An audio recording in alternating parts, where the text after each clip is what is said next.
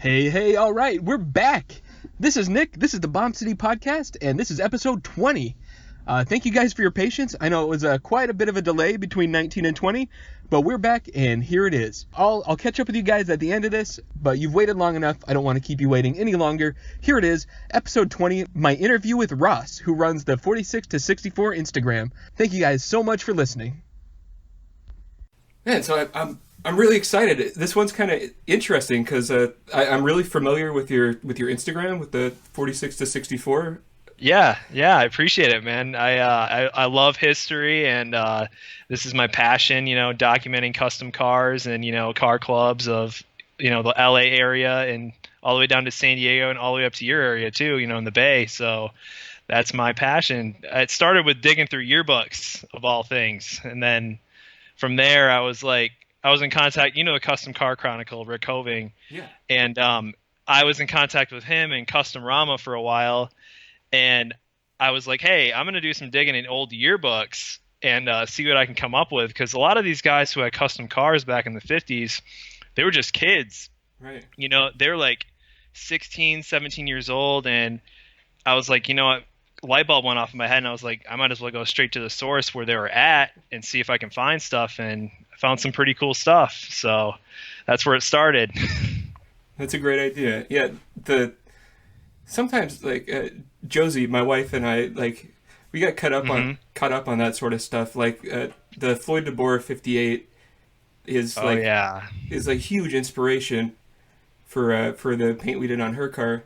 But that was I think Watson was maybe 20 or something, and Floyd was in high school. That blows my mind. Yeah, Watson was actually, when Floyd's car was painted, his car was painted in 58, I think, when it was brand new.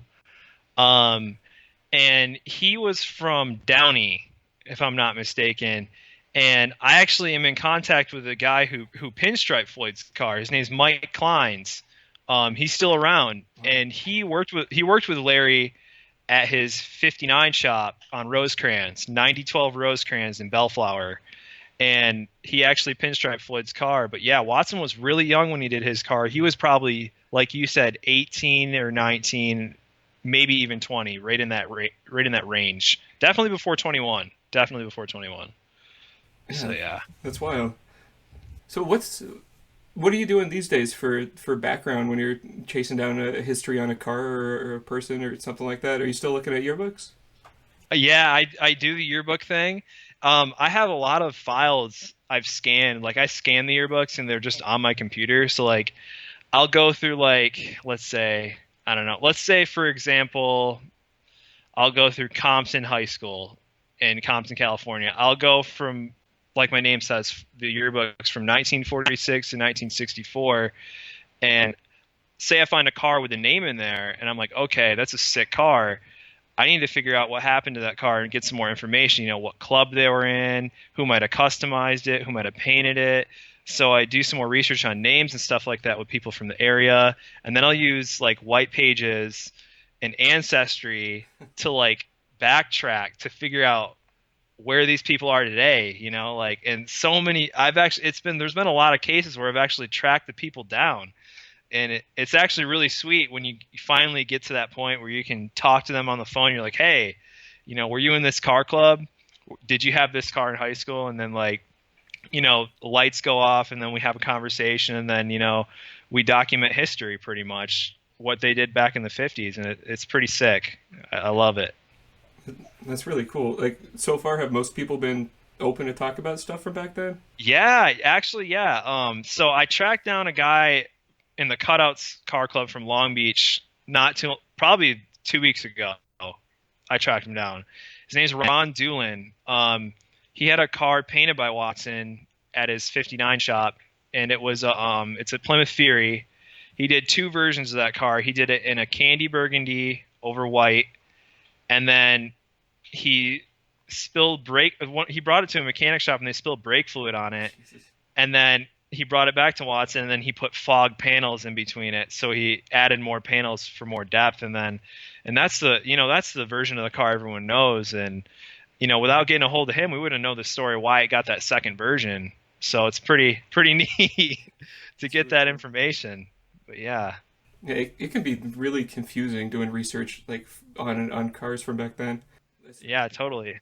I was hunting down. I wanted to write something about the Aztec, so I started doing research into what happened to it after after all the craziness that happened with it. And you search the forums and stuff like that, and you find conflicting stories from people that were actually involved in it.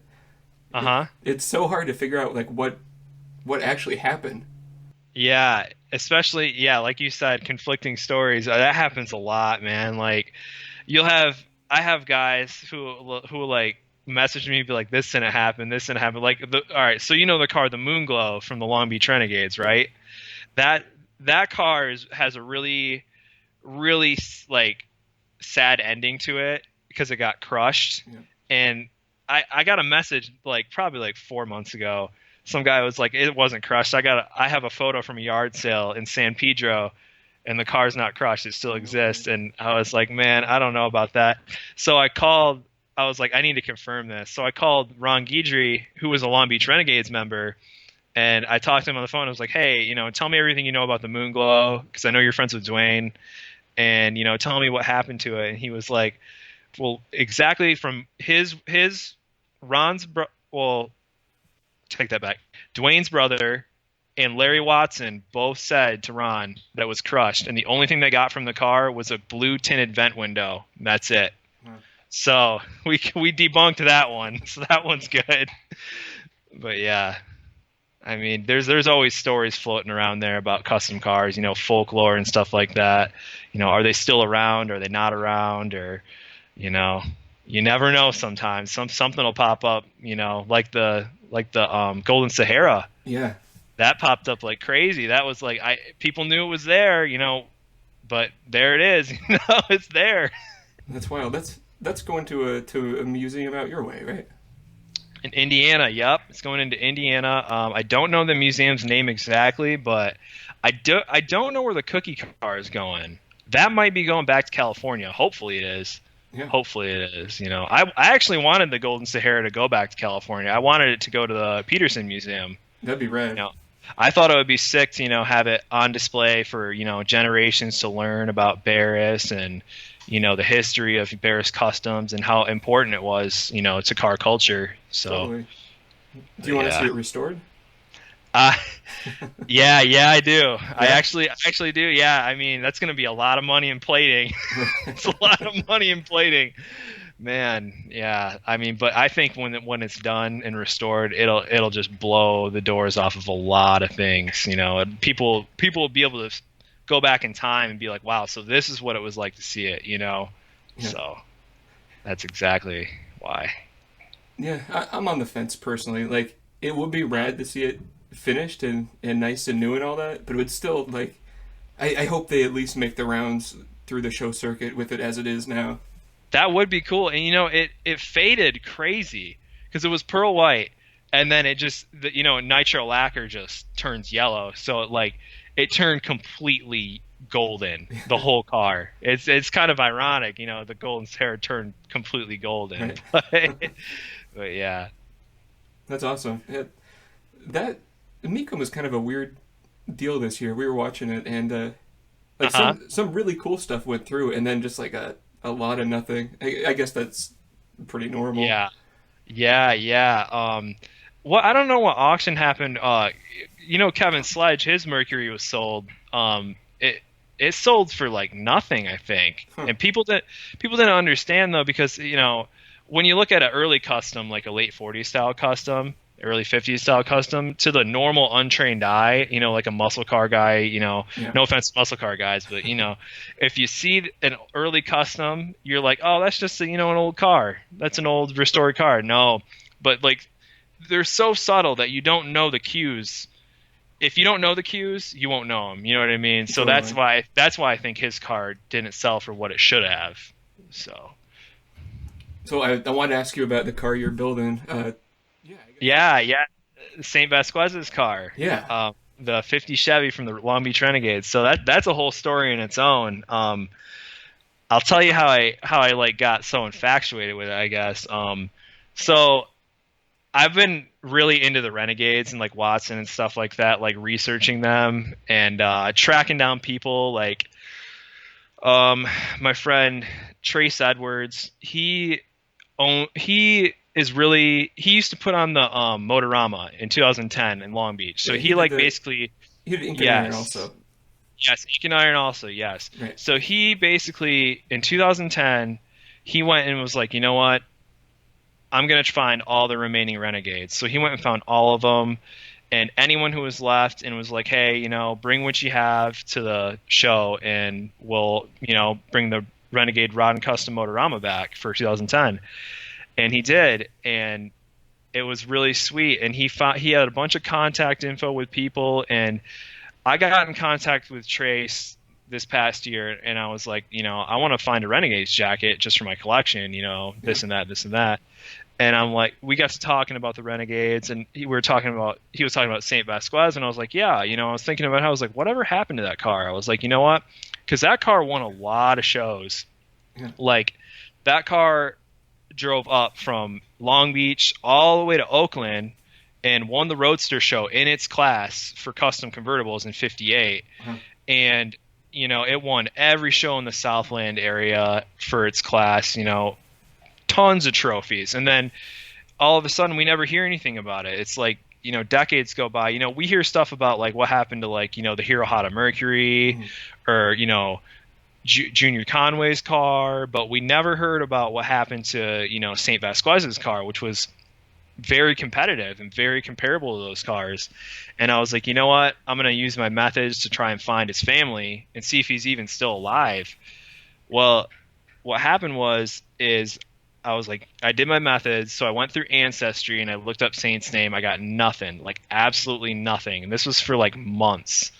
And then I'm like, you know what? I'm going to look in newspapers and see if I find anything in newspapers. And I went in newspapers and I found out his last name he had a junior in his name. So I'm like, okay, that'll help me narrow it down. Cause it's like, you know, it's a Hispanic last name and in the LA area, there's a lot of, you know, Mexican culture. So I had to weed it down through the other Vasquez's. So finally I found his granddaughter, I think it was, on Facebook. And I was like, all right, this is probably his granddaughter. I don't even know who this is.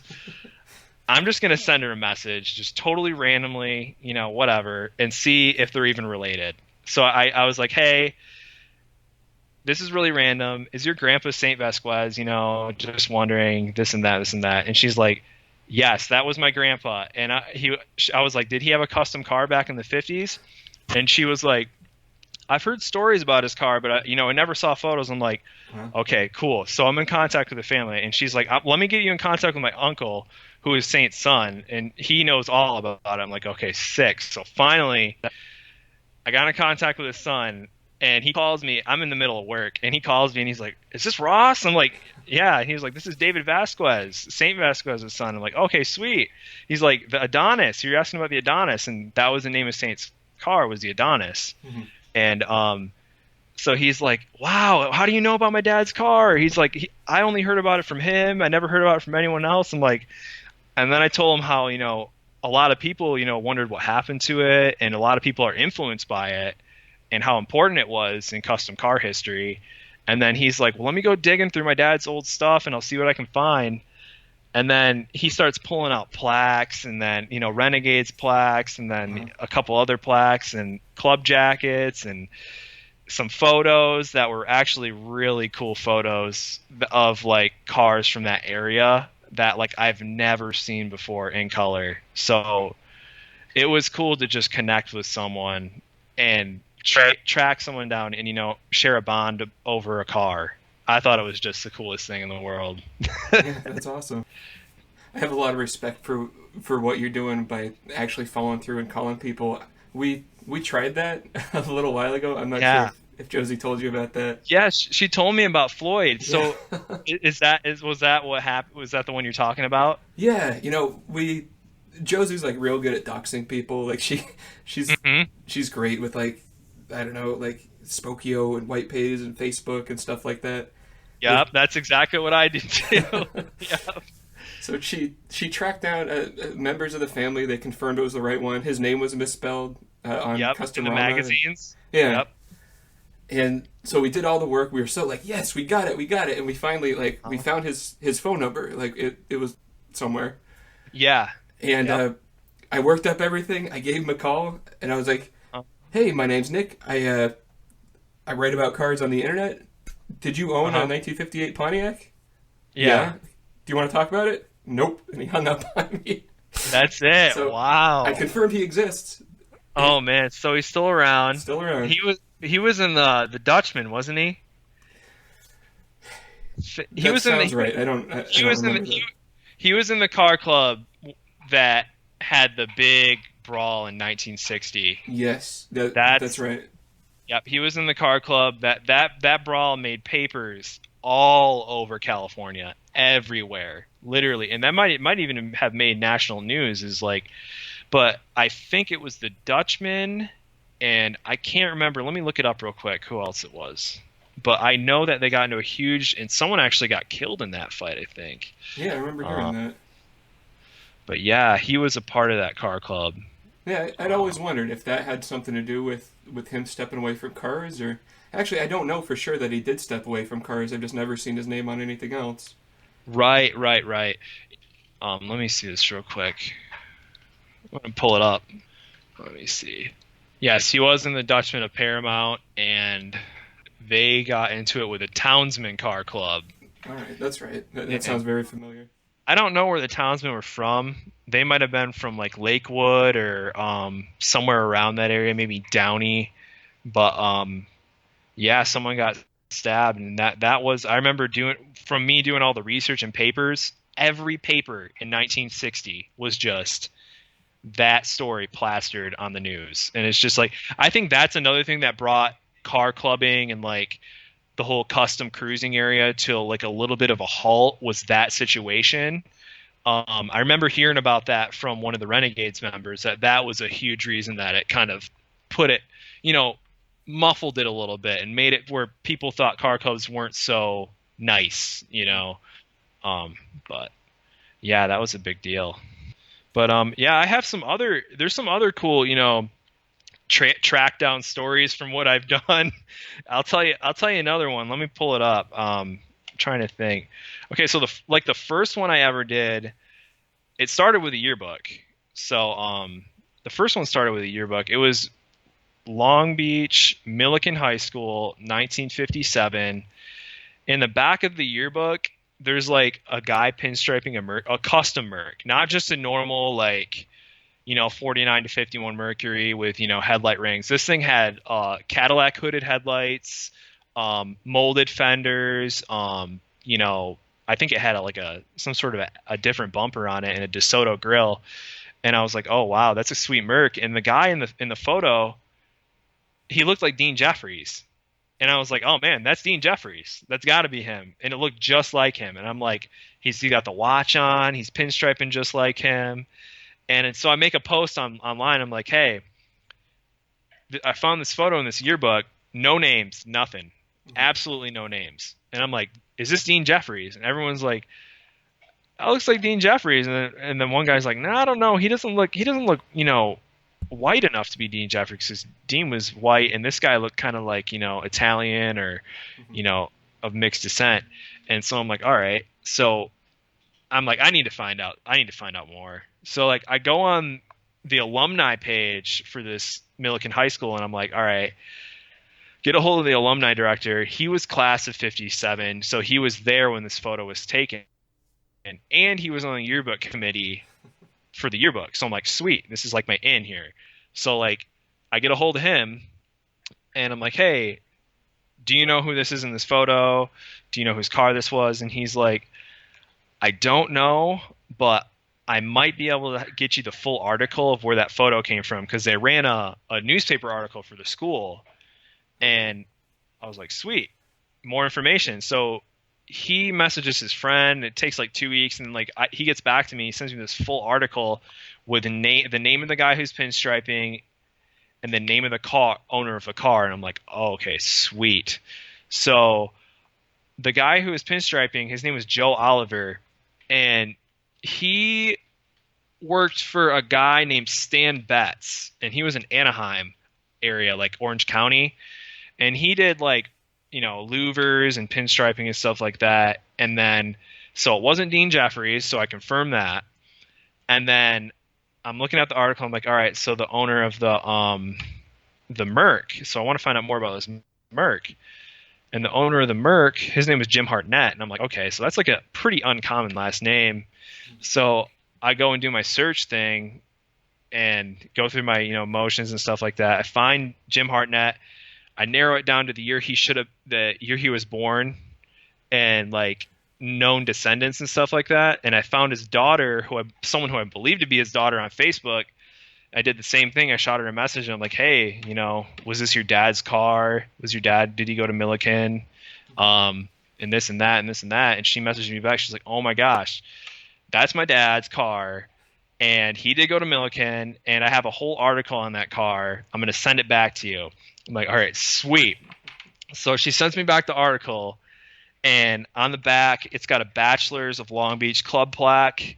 Wow. It shows the back end with all the custom work on the back end, and then it tells, you know, where it was built and all that stuff. So it's like, wow. So like from a photo with no name, nothing, I have information on this whole car, who owned it, what club it was in, and this and that. And I was like, that's pretty sweet. You know, the internet rules for that. So awesome. that was a really cool story to see unfold in front of my eyes. Definitely. So I forget. Did you live in Southern California for some point in time, or are you always from? Yeah, I lived in Burbank. Okay. And like I lived like in Toluca Lake, Burbank area, kind of by Bob's actually, probably like right down the street from there. My wife, she worked at a hair salon in Hollywood. We lived in Texas. We moved out there, and we were out there for about a year, 2 years and stuff like that. It was a good amount of time. And that's really when I was out there, right before I was out there, is really when I started to do a lot of research.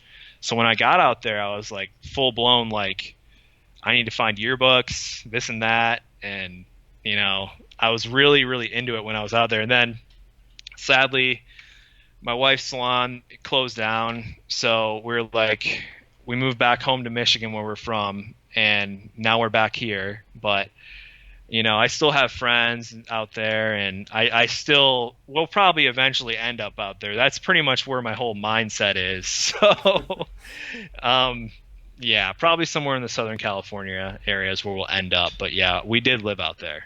Cool. Is there much car culture out in Michigan, like at least along the same lines of what you've chased down in Southern California? Oh, for sure.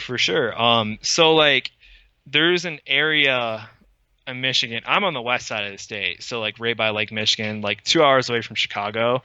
Okay. But on the east side of the state is where the Alexander brothers are from, and they were huge car customizers. They were considered Barris East by a lot of people. George Barris actually coined them Barris East, and they built cars like the Adonis, East Coast Adonis, not Saints car. Right.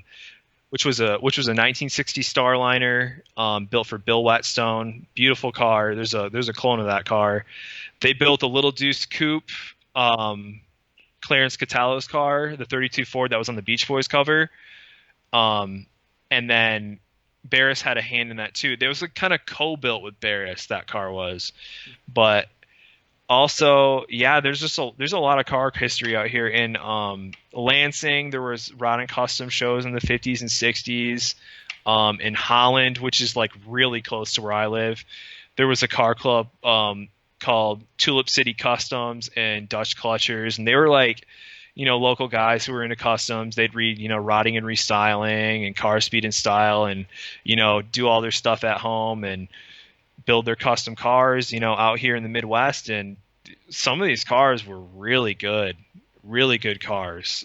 I actually tracked down a car. It was a 54 Ford, I believe. 52 Ford. It was 52. So there's this junkyard where I'm from originally, and they're like, this is like this one of these junkyards where it's like got everything. There's like kind of go up to the counter and you're like, hey, I need a part for like a 1960 like Bel Air. And they're like, all right, we have trim pieces out in the back, on an old rusted one, or like this and that. They have everything, man. And so I'm like, I've always loved that junkyard. And then like come to find out like a couple months ago, literally, that the guy who owned the junkyard had a custom back in the 50s.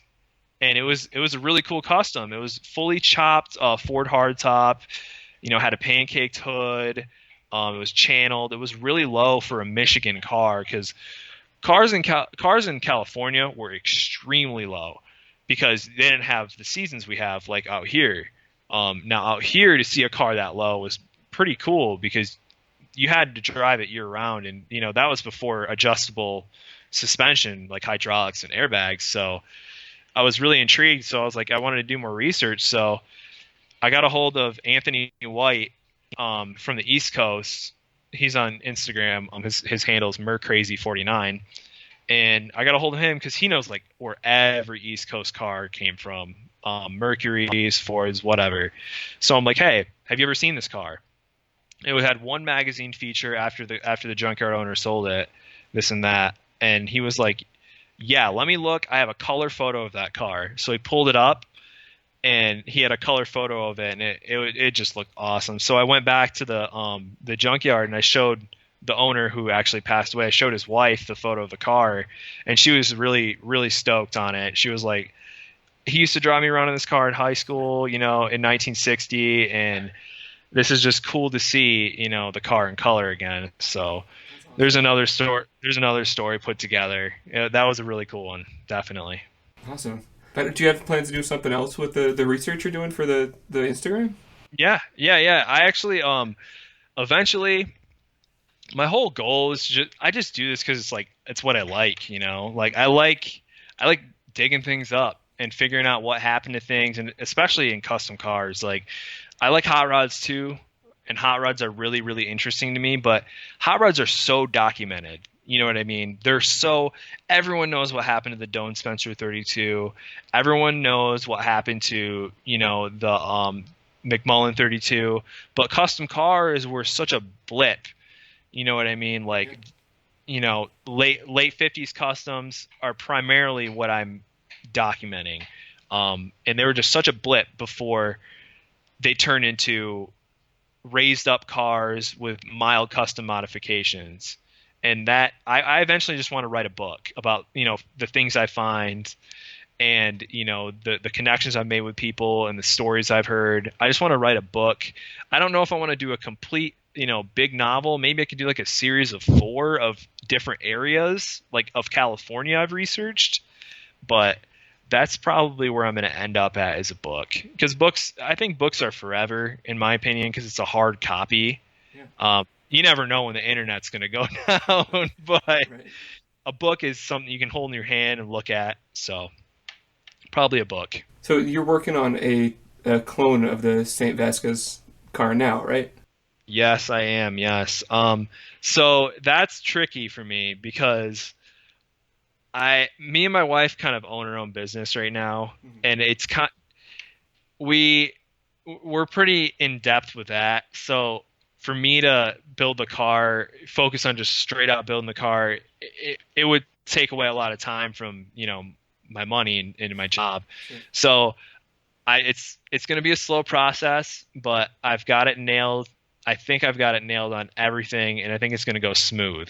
So Saint's car was originally a convertible, a 50 convertible. Now I got a hold of a hardtop, which has the same body lines, same doors, same windshield frame, all that stuff. And I'm going to cut the roof off because ragtop 50s are extremely expensive. They're just expensive because the bomb crowd loves them, and the lowrider crowd they just love them. But the hardtops they're a little bit cheaper than the ragtop. So got a hold of a derelict hardtop body. I'm going to chop the roof off, and I'm going to build a padded hardtop for it. I think the hardest part's going to be building the rear end. Taking a 49 Chevy or a 50 Chevy, the rear end's so rounded, and then on the back of Saint's car, you have the 56 Packard taillights. It comes straight back, and it's like seamless from where the fenders curve down. So that's going to be the hardest part for me. And then building the top, the padded top's probably going to be really hard. Never done that. I'm going to have to look up some old photos from like Carson Top Shop or like Hall Top Shop and see how they did it. Use chicken wire and bent metal or something. I don't know. It's going to be hard. That's awesome. But I'll get it done. That car was showed in a few different versions, right? Mm-hmm. Yep. So that car started out. Now this is where it gets tricky for that car, because I'm still in contact with his son, and there was a version that's like almost unknown. So Rick Hovian got a hold of the Larry Watson collection, and he posted a photo on his website, Custom Car Chronicle, of the side of Saint's car, and it had a two-tone paint scheme. So it was like ivory white in the middle with some trim, and then it was Titan red, 1954 Oldsmobile Titan red. Yeah, that's like the color the car was, and then it had ivory in the middle. That was the first version, and I'm not going to do that version because that version is like really unknown. I don't know what the body lines look like on it and stuff like that, and the other paint scheme part of it. But the second version was, they took the two-tone part out, and it was straight up Titan red, the whole car. Had the white top, and then it had imitation gold pinstriping by Larry Watson, and this was in 56. So the car was built in 56, and that was the second version. So he had a first version that he was just like, pretty much he must have been like, nope, I don't want that. On to version number 2 in 56. So this must have been months apart. So he built this second version, had imitation gold pinstriping by Larry when Larry was probably 15 or 16 years old. Young, very young, one of his earliest jobs. And then after that, in 57, Saint had a big front nose scallop put on by Larry, just the front.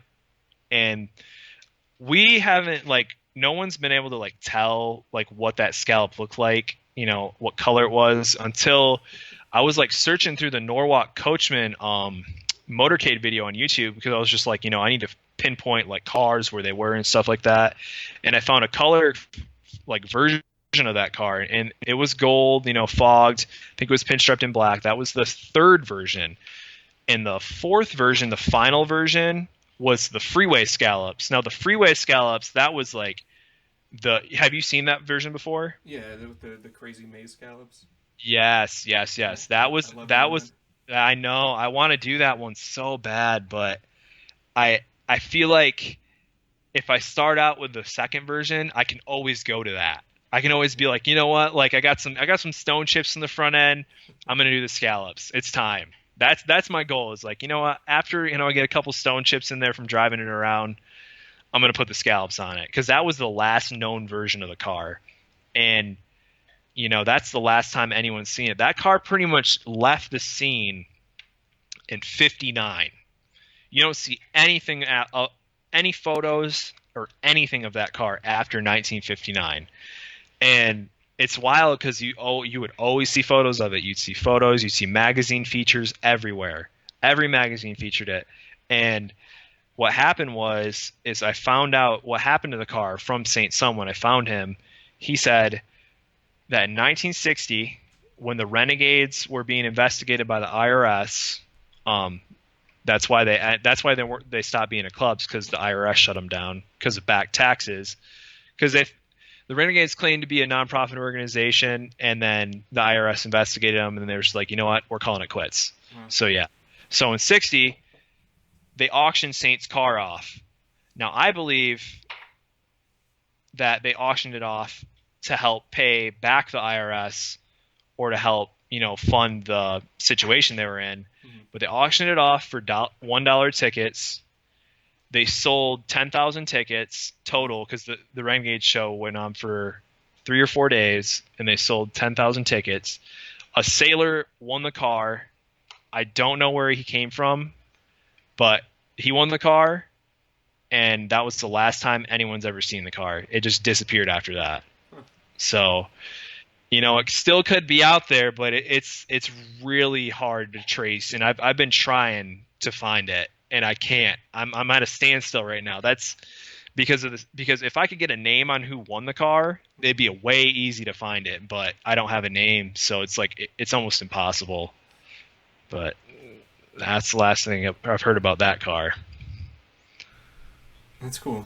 When I'm bench racing, like cloning something, or like, oh yeah, if I was going for this car, which version would I do? It's so interesting to think about, like, especially when you see like a restored car now, like the Gold Sahara is a perfect example. When they restore that one, they're going to restore it probably to the last version, right? But they could go Barris, which would also be just amazing. They could go. It could go earlier. They could go earlier, because it's still got some of the same lines and a lot of the same parts on it. They could go to the first version of it if they wanted to. But I think that a car that's really interesting to think of what version it would go back to would probably be the Louis Betancourt Johnny Zupan Mercury. That's a Mercury that's one of the first chopped Mercuries ever. And it was built by Gil Ayala in East Los Angeles, and George Barris built it, the second version, which was pretty well known too. And the Ayala brothers and George Barris were probably two of the top LA area customizers in the late 40s, early 50s. So, you'd have to figure out. It's going to be a tough one to figure out what version it's going to go back to. Because the Barris version is really good, and then the Ayala version is really good. It's lime gold, super super simple, super smooth. That's going to be a tough call. Now that car still exists from what I've heard, but there's a lot of scariness about that car of who owns it and who's hiding it, because it was stolen from Dean Jeffrey's lot in the early 60s, and some let's just say some interesting figures were known to have stolen it, and they don't want to give it up. So that's just what I've heard. So we'll see if that one comes out of hiding. Hopefully it does. Yeah, that'd be awesome. So tell me about I'm gonna ask you a question. Tell me about the Chevy, the panel painted one you guys have. Yeah. Tell me about when you got it, and I guess like what was your inspiration? Because I can see Watson all over it. So when I look at it. Yeah, well, it's my wife's car, and she'd probably be the right person to answer, but I can give you some of her thoughts going into it. Like, so she's had that car. She had it before we met, and we've been together since high school. Oh yeah, me and my wife too. Awesome. She got that when she was 16 or so, like really young, and her mom built it, and she drove it forever. That was we moved in together when I was 18, and that was like our only running car for years before we sucked it up and bought something new. And so back then, I want to say 2006-ish, we flaked the whole thing silver. It was like the first time I'd shot metal flake, and eventually we did like purple candy stripes on the roof. Okay. Which was the first time I ever shot candy. Right. And we were always talking about doing it panel paint, but then it got hit. It was sitting in front of our house. We used to live on like the widest street in Livermore, in our hometown. Right. It was like one of those streets where the two housing developments like overlapped, so no one really knew what to do with the space in between, so they just built this giant street there. Right. So her car was parked in front of our house on the street on like a Sunday morning, and this guy we were like down the street from a liquor store. This drunk guy on a Saturn just like plowed into it, just full speed right into the driver's side fin. Wow. Yeah. Wow. So, and then that was the inspiration for you to be like, let's do a different version. Exactly. Because you can't just drag around the last version of it. It's kind of depressing. Right. And that's how a lot of cars got different versions in the 50s, is they got hit and they were like, you know what? Boom, I'm going to go to a different version. That's how Larry Watson went from the Rose Mist version to the Grapevine version. He got hit. So that was, that's crazy, man. And then you did Did you shoot the panels? I helped. No, I did the flake, and then we took it over to my friend and clubmate Mario's house, and he did the panels. Like I was lucky enough to get the help and see how he goes through all that. That's sweet. Yeah, and then Josie came up with the layout and all the colors and all that stuff too. It's crazy because I was looking through a bunch of, because I buy old magazines to see what happened to cars. Like sometimes you'll see photos of cars that are just like, like, hey, I know that's that car. That's that car in a later version, and maybe we should document that. But I found a photo of a 57 convertible, and the panel layout is almost exactly like the 57 you guys have. It's nuts. I saw that. Yeah, you saw that, and I was like, I couldn't believe it. So I tagged her, and I'm like, this is like your car, but back in the day, but convertible version. Yeah, totally. Like it sort of makes sense because I mean the body lines are the same on both of them. So if you're trying to tape out panels in a way that like accentuates them, it sort of makes sense that they'd follow the same lines. Right. But that's how you did a good job, is if it looks like it came from back in the day, and you find a photo from back in the day, it looks just like your car, you did a good job. That's how, right there. Well, thanks. Yeah, that was really fun. Do people react well to the panel paint job when they see it in person? Oh my God, yes. Yeah. So we live in East Oakland. We kind of live in the hood out here. Yeah. And people love it. I mean, it's really surprising. Like we used to live in Livermore, which is out in the suburbs, and like people didn't like us very much, and it was like not a comfortable place to be because we were like young and crazy kids. Yeah. Yep. But now that we're out in Oakland, like it's hard to explain. People here are so cool. They just like they mind their own business, and if they have something positive to say, they'll shout it out the car window.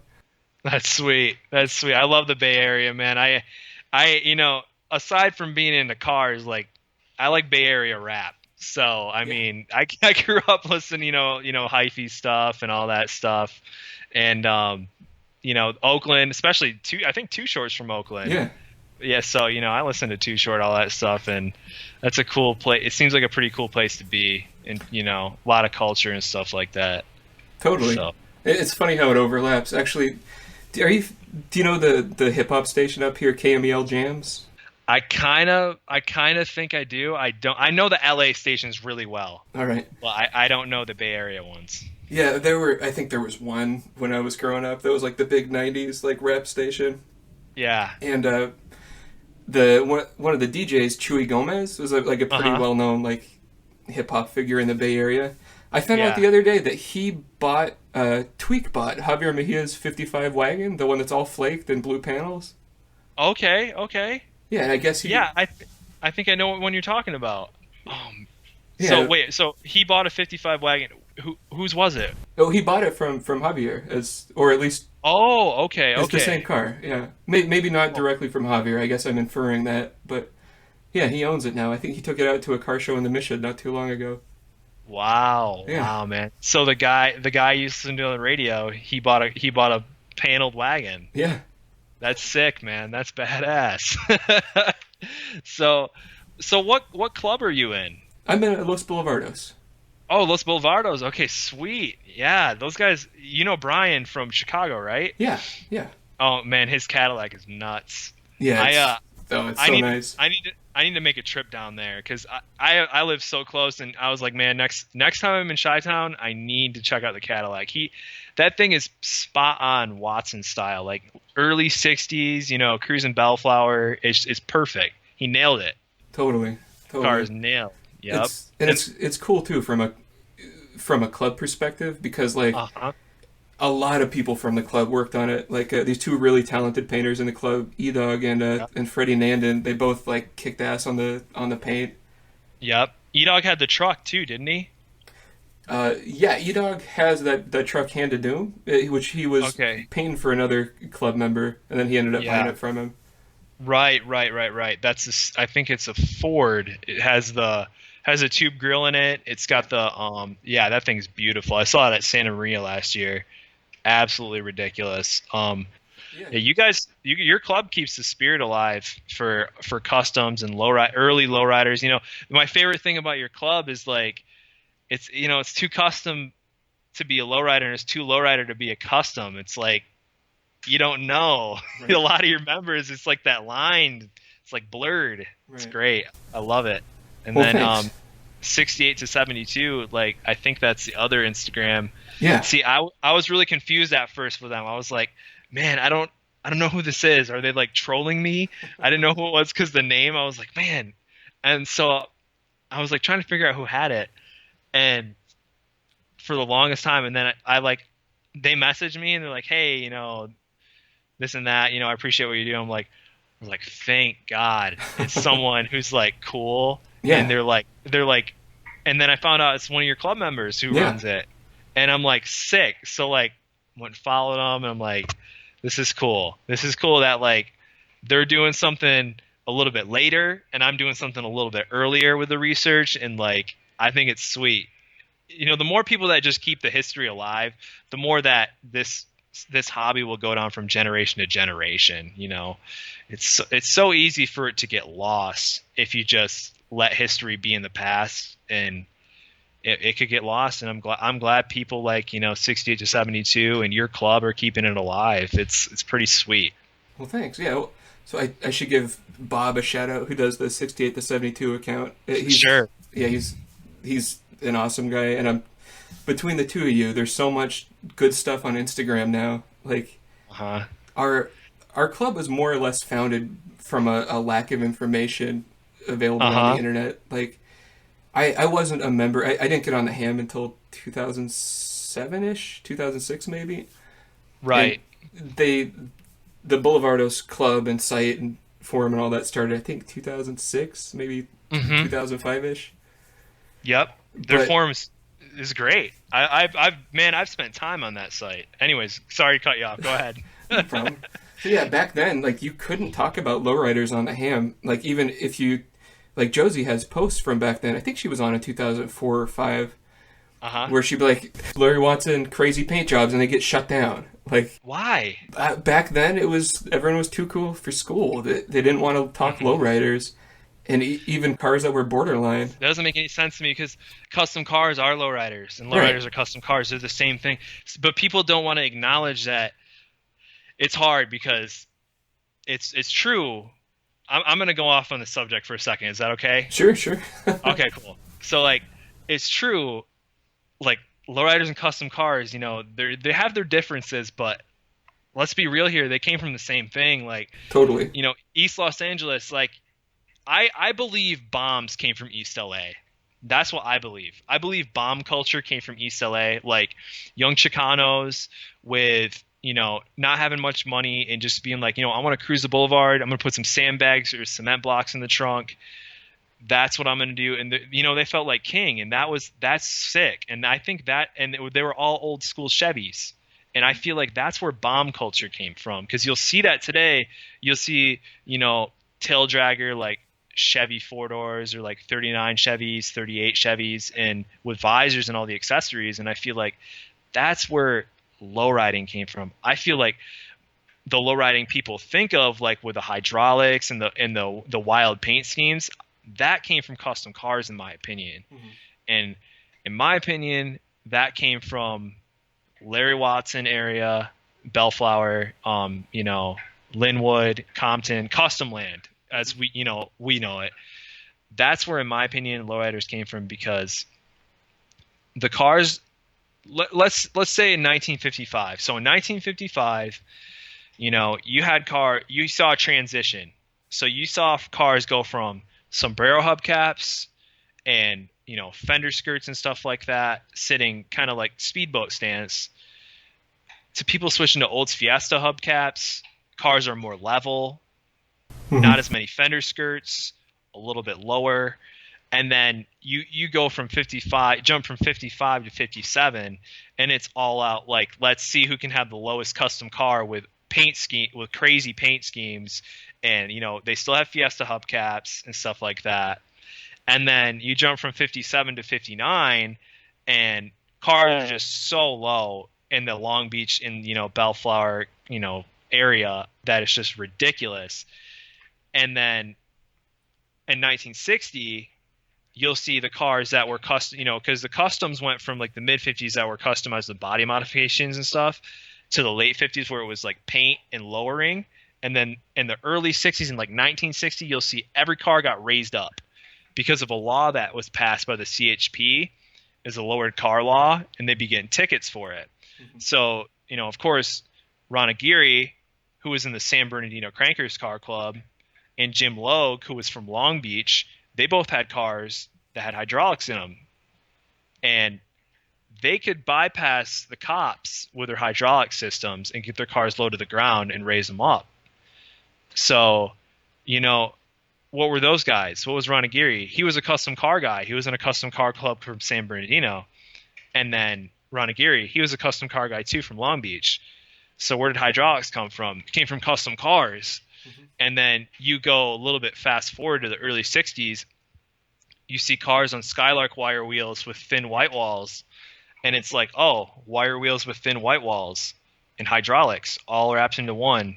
And that's where it really started to be born, the lowrider style with the custom candy paints and the flakes and all that stuff, and then you go past that, you're pretty much in lowrider territory where, car clubs like, the Imperials, the Majestics, Santa Fe Springs, like that's where it really started to go from customs with Skylark wire wheels to just lowriders. And then, past then, not many people were into customs, and the only people left were lowrider guys, and pretty much the lowrider guys took over, and that's where it kind of evolved at. That's just in my opinion from what I've seen. A lot of people agree and a lot of people disagree, but that's what I think happened. Can I give you my take? Yeah, for sure. So I'm halfway in between. Like, yeah, I think people put too much emphasis on custom cars coming from lowriders, which I don't think is true. Right. There was no distinction back then. It was way too early to say there was different genres then. It just right. And then, so the lowriding, as it's commonly known, really comes out of the late 60s, right? Right. So the term and everything, right. But to me, so that came out like, what, 60, I want to say 67 to 69, somewhere around there. Mm-hmm. It's probably, Bob's Instagram's what, 68 to 72, in there. Yep, right in that era. And culturally, at that time, America was going through huge changes, and one of the biggest ones in California was the Chicano movement. And so for people from Chicano neighborhoods who were building a custom car, now they're looking back to the past. They're looking at the brand new deluxes and stuff that were coming out when people were building cars in the 40s.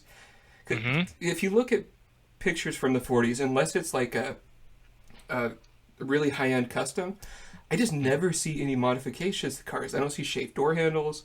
I don't see lowering. So to me, I think I can picture in my head, like the Zoot Suit period in like Southern California. Yep, that 40s, 1940s era. Yep. You probably have 10 people up in a car driving down the street, and the tradition of cruising definitely comes from Mexico, because Mexico had this tradition where it was. Oh, my Spanish is terrible, but it's like it's like a walk where they walk around a block and people get dressed up and go through the center, and like the girls will be on the sideline. Yeah. Like they really invented cruising before cars. So to me, you take that cruising identity from Mexican culture, plus the flashy brand new cars of the 40s, which people are, and you take those to the late 60s where people are looking back to the Chicano identity for like to ground it, because it's a complicated one because it's moved. Yeah. From Mexico to California to Texas. So to me, that's people taking all those cues and styling from the past and putting it into one, and then blowing it up. Like they'd accessorize a bomb to the extent that no one could afford back in the day when all the accessories were new. For sure. So to me, lowriding is a new and distinct thing in the 60s, but it's the inspiration from it, I think, comes definitely from car culture in the 40s. So I don't give lowriding credit for starting customs. I definitely give customs credit for starting lowriding, but I will give Chicano culture the hugest influence on the way we treated cars since the 40s. Like, oh, for sure, definitely, because you know, like you said, the whole cruising thing on Whittier Boulevard and stuff like that, and you know, accessorizing, you know, new Chevys, you know, you see that in bomb culture all the way to today. You know, it's apparent, it's there. So, you know, but from my point too, the whole hydraulic thing, which is, you know, huge in lowriding, that came from custom cars. So you wouldn't have lowriders as we know it without either of them. Totally. Chicanos or custom cars, you know. So, totally. Yeah, it's interesting. I agree. And if you come across like a bomb-looking car from the 40s, I will reconsider my position. Oh yeah, for sure. I actually came across. It's crazy because it's on my page. I'm gonna pull it up right now. Hold on. I have my page pulled up. I'm looking. It's like a 30 Chevy. It's got like a Continental kit on the back, like a Connie kit. But it has like flipper hubcaps on it, and it's all lowered. It's got padded running boards. And the guy who owned it was from East LA, and it's like this photo just looks like bomb culture, like lowriding culture, and custom cars all rolled into one. It's like, it's wild. It was pretty sweet to see that, like an old Chevy, you know, because if it would have been a Ford, it would have been like, you know, it's a Ford, but you know, with lowriding culture, like Chevys are king. So it's like to see an old like 30 Chevy, you know, have those custom car parts on it and be from East LA. It's like, man, that's it right there. That's what they were doing back then. So it's pretty sweet to see that. Yeah, that's awesome. Now So I'm scrolling through your page. Yeah, you see the one I'm talking about? I haven't found it yet. I don't even know how far it is. It's somewhere back there. But it'll say East Los Angeles, and I think it says like 1957 or 8 on the bottom. I put it with the Old English lettering in the bars. Oh, yeah, 1959. Yeah, that's the one. Yeah, 31 Chevy 5-window. Yeah, that's rad. Yeah, you see what I'm saying there? Totally. Like the mixture of both. Yeah. It's kind of crazy. That's really neat. I haven't seen that before. But yeah, so what got you into custom cars, I guess, for you? You know, I was thinking about this the other day, actually. My first car was a 56 Chevy. And, okay. It sort of came out of nowhere. Like, my parents aren't into cars. My dad had Volkswagens when I was a kid. Like, okay. I remember him... Ones? What's that? Air-cooled ones?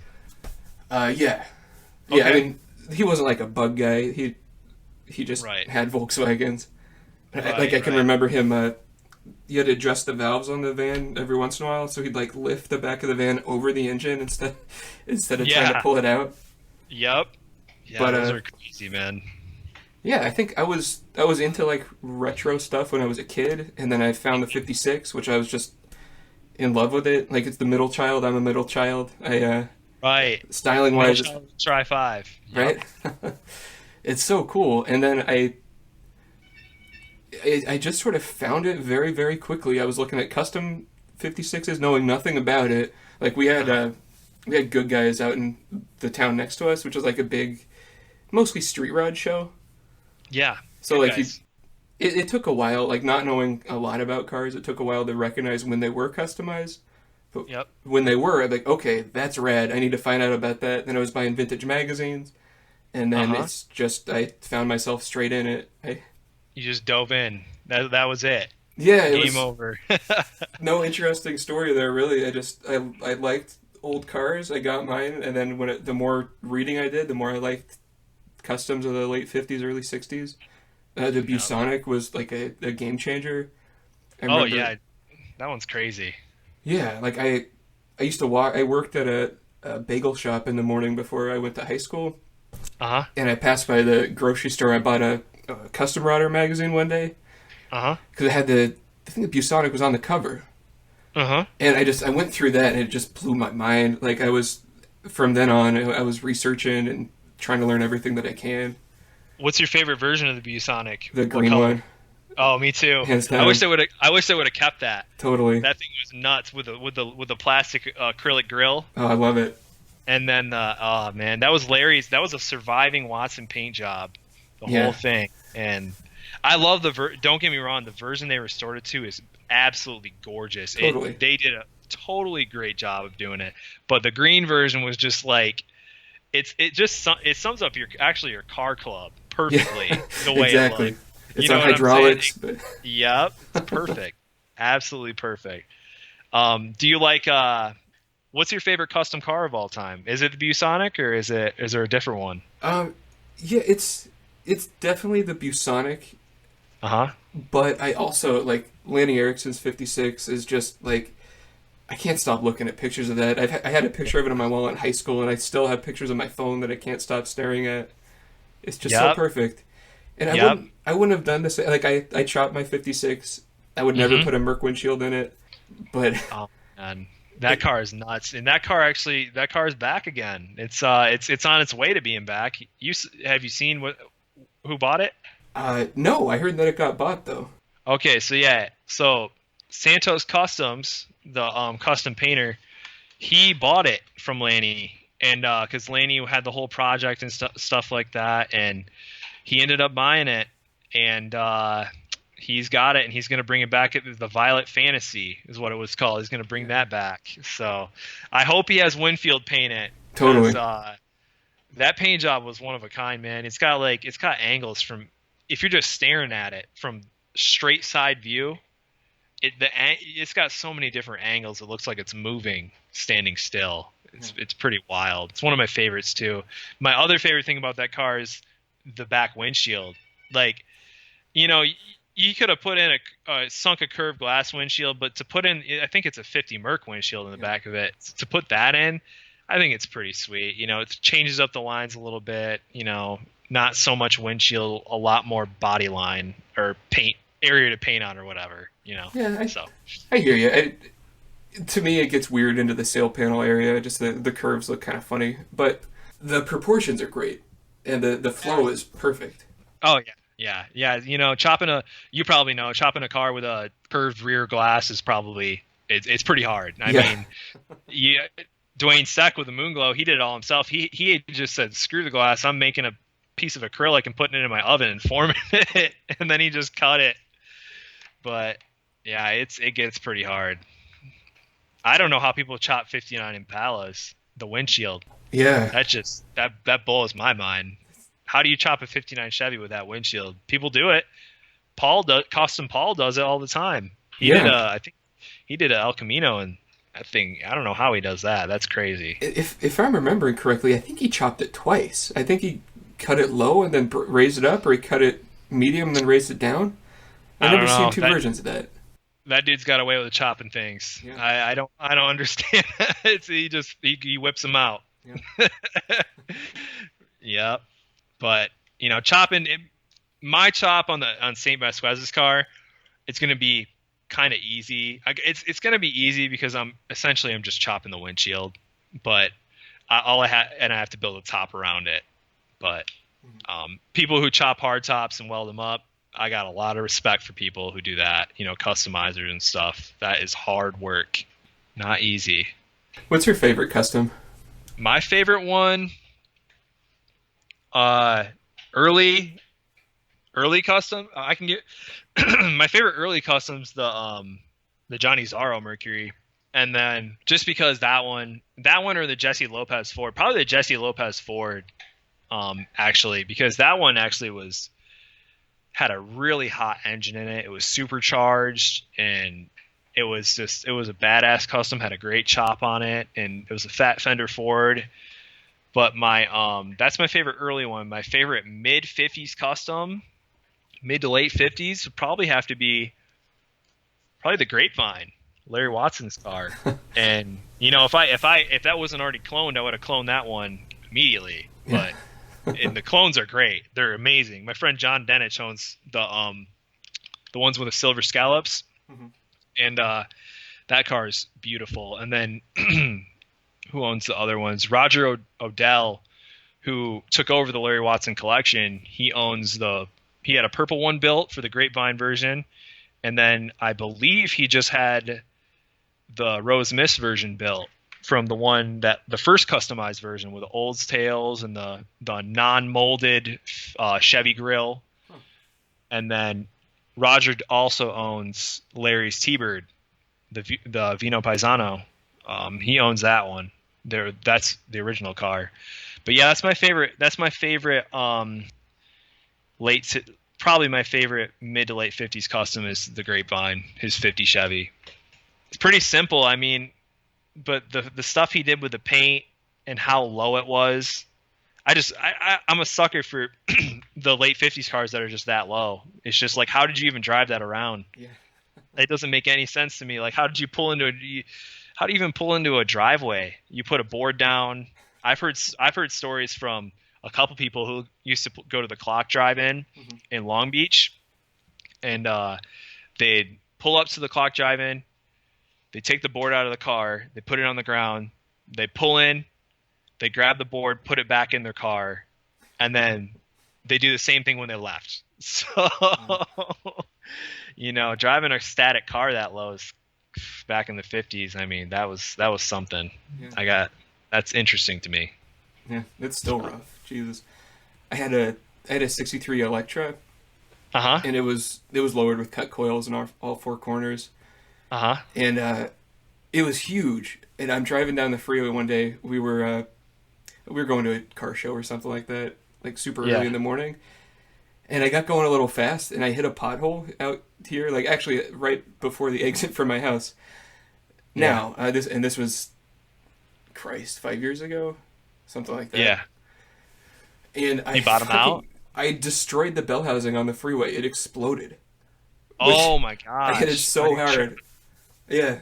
Wow. Yeah. It just exploded. What was there? I mean, that's a big deal, man. Oh yeah. On the freeway. And yeah, how'd you pull over?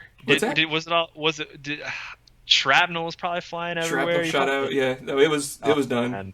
I pulled over. It was making a hell of a lot of noise. That's crazy, man. Yeah, the Dynaflow transmission on that, it's balanced in the torque converter. So if you hit that, like, your transmission's out of balance now. Like. Oh yeah. And it's a stupid Buick. You have to pull out the torque converter to get to the bell housing bolts, which is basically you have to rebuild your first gear to do it. Oh man. If I'm remembering correctly, it's been a while, but yeah, you have to like really get into the transmission to pop it off. So it was kind of that was kind of a complicated ordeal. And then, so what happened to the car after that? I parked it. I was finishing up school, and then I got my first job, and it sat at my mother-in-law's house for a couple years. Then someone left a note on it, and then I followed up and sold it to them. Oh, sweet. Yeah, I love that car. I miss it, but just sometimes you're done with them, and you don't realize it. Yeah. What do you got right now? I know you got the 57. Are you working on something right now for yourself? Or do you have a car? Well, I'm sitting on a few. Yeah. I still have my first car, my 56, which Okay, that's awesome. Thanks. Yeah, that's here. I'm not like actively working on it right now. Right. Then I have a 63 Econoline, which is Okay. Is it a van or a pickup? It's a van. Yeah. Okay, sick. Panel. That's gonna be sweet. You've seen Van Gogh, right? Yeah. That thing is insane. Yeah. That thing. The first time when I saw it at Santa Maria last year, it's dead on like early 60s style, the way he has it on the outside and stuff like that. It's perfect. So many little touches he did to that van. Those Econolines are sweet. But so you got the 56, the Econoline, and which one are you really like wanting to like get after? I guess like customizing and working on. Well, I was running hard at the van for a long time. I've had the van since 2007. Okay. So 10 years. Over 10 years. Wow. And I've driven it a couple of times in there. Right. But it's been frustrating. And yeah, I ran out of steam on it about a year ago. I should start pushing again. It's really close right now. Yeah, for sure. Yeah, and then I have a 59 Apache that I'm working on building into a daily driver right now. Okay, a 59 Apache, and is that well, I guess it would have to be a step side. That's because a fleet. Well, they're the Cameo too. I'm trying to think. I get my beds mixed up on those. So you have the fleet side bed, right? Yeah. And then you have this you have the Cameo. Are those the only two beds for that style? I'm not too familiar with that. Is Cameo the one that has the earlier looking taillights in it? Cameo's like it's like a straight sided bed. It kind of looks like a wagon with the roof cut off on the back. Right. And then it has that tailgate with all the trim on it and stuff like that. But you have just a normal fleet side, right? Yeah. Okay, cool. And then so you're building that one into a daily driver, you said, right? Yeah, just trying to keep it running. Yeah, that was. Okay, sorry, I'm looking at a Cameo bed, not one of those. No, just the regular. Okay. Yep. Regular fleet side. What do you got planned for it? For now, I want to drive it. Eventually, I want to get it low, and I don't really want to build like a custom out of it, but something that's custom adjacent, if that makes sense. What kind of motor do you have in it? Do you have the 6 or a V8? Yeah, it's got the 6. Yeah, it's all original. Nice. I love those. The Chevy 6, in my opinion, is the ultimate 50s motor. Mm-hmm. Like a lot of people like to swap in 350 combos. Some people even put big box in their custom builds. But in all reality, a lot of these Chevy customs in the 1950s, they had this 216s and 235s in them. So the straight 6, and I love those motors. That's the motor that's going to go in the St. Vasquez clone, because that's what was in it. And I'm going to hop it up, put a Offenhauser little parts on it, and maybe like a Fenton manifold, and call it a day. That's awesome. They're good motors. I've been eyeing this Thixton intake on eBay. And oh, really? Yeah, man, it's like the coolest intake manifold I've ever seen. They look sweet. Those are the ones that have they're like kind of curvy, mm-hmm. and they have like the deep ridges in them. Yeah, I know what you're talking about. Yeah, I've looked at a Thixton, but I'm looking at a Clifford intake, I think, or Offenhauser. I have a like two guys, because I made a post the other day, and I was like, hey, I need like Chevy straight 6-speed parts. Like, I need them for the Saint car, and I want them. And I got like 3 people messaging me like, hey, I got some stuff, for sale, this and that. I'll just send you a link to one of the people, and you can see what they have for sale. You might find something you're looking for. Right. Thanks. For your truck. So, internet. Pretty much, man. Yeah. So, in summary, I have things, but I'm not making a lot of progress on them. Yeah, same here, man. It's going to be a slow-moving process for me, but when it's done, it's going to be set in stone. So everything will be done right. I'll have time to do things the right way, not be rushed. Like, I like it. I think it's awesome when people are like, I'm going to get my car ready for the show, and they set a goal for themselves, mm-hmm. and then they get ready for the show and their car is done for the show. But I can't really do that with the St. Vasquez clone, because if I rushed it, I'd screw up history, in my opinion, because I want to make sure this car is 100% on point to how it was in the late 50s. And I can't, it's going to take time. Unfortunately, like, that's what it's going to take. So, yeah, I was trying with the van to not rush it. Like, I pushed it for a long time, and it was like every 6 months, like, oh yeah, it's almost done. Something else would break. Like, it's so difficult to engineer a lowered straight axle mid-engine car. Like, oh yeah, you got to tunnel stuff. You got to see the frame. Well, actually, the van is a unibody, isn't it? Yeah, that's what I was going to say. No frame. Right. So you got to like raise the floor pan, don't you? You can. There's a frame-like structure underneath it that you mostly just have to cut for clearance, because mm-hmm. the load's mostly carried over at the sides of the van, where it's all pinched together, like the belly pan to the top. Right.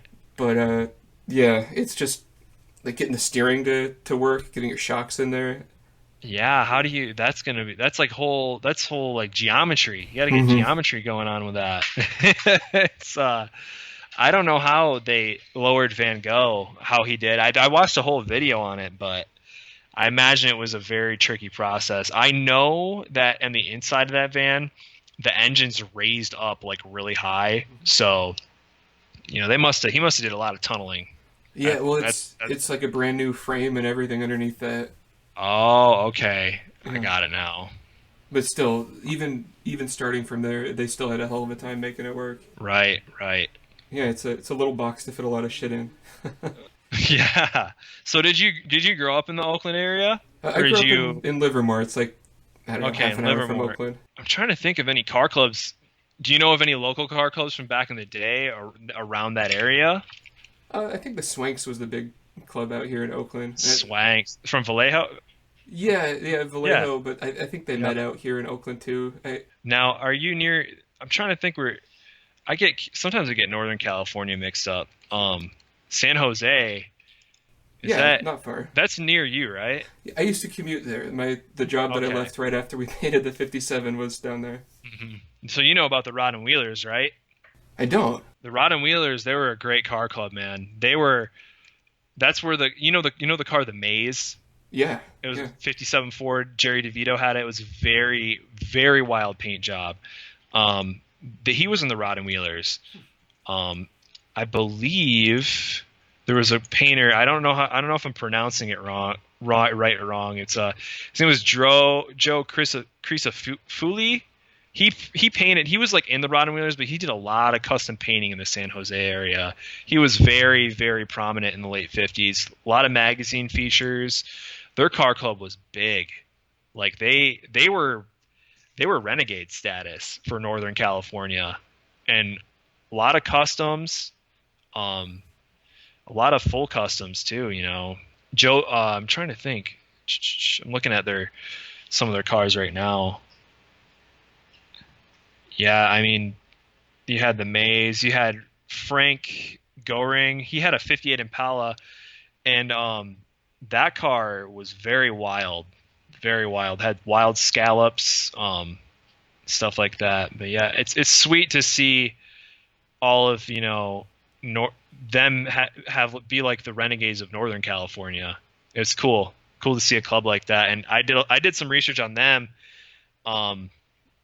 but it seems like they were pretty prominent. They got Car Club of the Year in '60, I think, for CarCraft.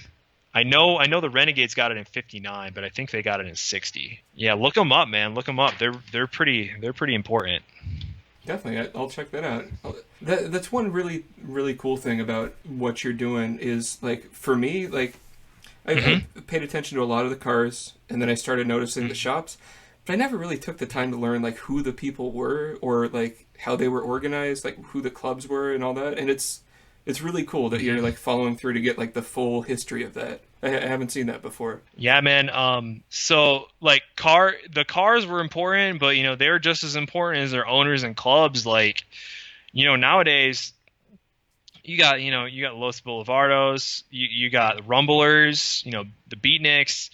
They're pretty prominent clubs, and, you know, they got great cars and great numbers. But in the 50s, you know, you got to know about those guys too, you know, and stuff like that. So I pretty much started with the Renegades, you know, because they're in my honest opinion, they were the most important car club of the 1950s, just because of how many trophies they've won, and the status of cars and the whole Watson connection. And it's pretty cool story. You could write a whole movie about that. I mean, just showing up to drive-ins and pulling up, you know, in numbers with these full customs and hot rods that are just totally show ready. And also even going to the little clubs, like smaller clubs, like there's this club out of Linwood that actually started with the yearbooks too, that I was like, you know what, I saw this car and I researched the guy, and I found one of the owners of the cars in the Linwood High School yearbook, and I'm like, hey, were you in a car club? And he was like, yeah, I was in the Road Tramps. And I was like, cool. And I heard Junior Conway had a lot, you know, from Junior's House of Color. He had a lot to do with the Road Tramps too. He knew all the guys, and I'm like, he painted some of their cars. And so I did a lot of research on that club, and that's a smaller club. So even from big to small clubs, you know, you'll find out a lot of cool information on the history of custom cars. So cool, man. Well, we've got an hour 25, and I think we should probably call it here, but I definitely want to leave it open to talk again in the future. And all right, man. Well, thank you very much for your time. This was a lot of fun. Thanks, Ross. Yeah, dude. Hey, chop up what you can, make it sound good. Whatever you got to do, man. I don't care. It was fun. All right, man. Well, thanks for having me. Appreciate it. Yeah, thanks for letting me take some of your time. I really appreciate it, man. No problem, man. We'll talk soon, all right? All right, take care. All right, later.